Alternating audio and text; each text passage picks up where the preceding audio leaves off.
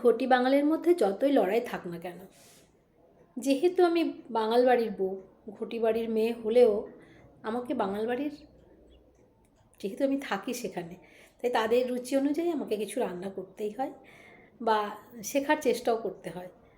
তো চলো, আমি কিছু রান্না করেছি, সেটা হচ্ছে মান দিয়ে, মান কচু। সত্যি কথা বলতে আমরা এদেশিরা মান কচু দিয়ে কিছু রান্না করতে, বিশেষ করে মান দিয়ে, কচুটা আমরা খাই কিন্তু মানটা সত্যি করে আমি বিয়ের আগে খুব একটা খাইনি, কারণ আমরা মানটা ঠিকমতো চিনি না বলতে দুরকম মান হয়, একটা জংলা মান হয়, একটা ভালো মান হয়।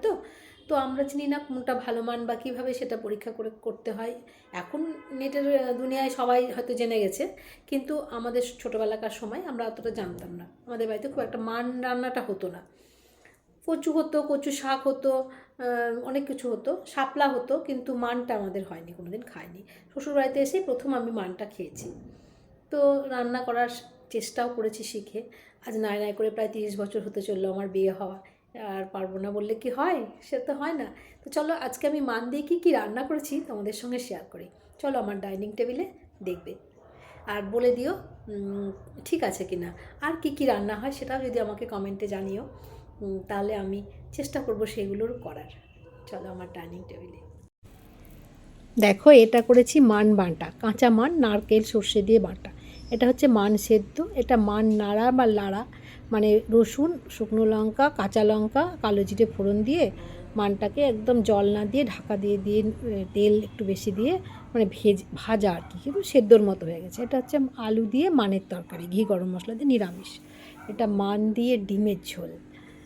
আর এটা হচ্ছে ডালের মধ্যে মানটা দেইনি, কারণ গলা চুলকালে তো কিছুই খেতে পারবে না। আর মান খেয়ে যাতে জান থাকে, তার জন্য একটু আমের চাটনি বা আচার যাই বলো আমি বেশি করে রাখি। ওই রোজ আমার ভালো লাগে না বানাতে আচার তাই বা চাটনি, সেই জন্যে করে রাখি। ওটা কয়েকদিন খাই, শেষ হয়ে যায়, আবার বানিয়ে অনেকটা করে রেখে দিই।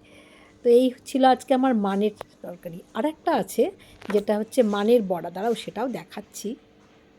এই যে সেই মানের বড়া, এটার রেসিপিও আমি তোমাদের দিয়ে দেব। খুব সুন্দর হয়েছিল, অবশ্যই বানিও। দেখলে আমার মানের রেসিপি। এবার বলো তোমাদের কি কি জানা আছে, আরও আমাকে জানিও মানের রেসিপি। আমি চেষ্টা করব। আমি আর একটা জানি মাছের ঝোলে হয়, তবে আজকে যেহেতু আমি ডিম রান্না করেছি তাই মাছের ঝোল আজকে আর বানাইনি। এছাড়া তোমাদের আর কি কী হয় জানা থাকলে আমাকে জানিও, আমি অবশ্যই চেষ্টা করব সেগুলো তৈরি করতে। আমার খুব ভালো লাগে কোনো কিছু শিখতে বা নতুন জিনিস ট্রাই করতে। তো তোমরা আমাকে অবশ্যই জানিও, আর আমার মানের রেসিপিগুলো কেমন হয়েছে সেটাও আমাকে কমেন্টে জানিও। টাটা, আজকের মতো এইটুকুই থাক। আবার দেখা হবে অন্য কোনো ভিডিওতে, অন্য কোনো কথায়, গল্পে। আজ আসি।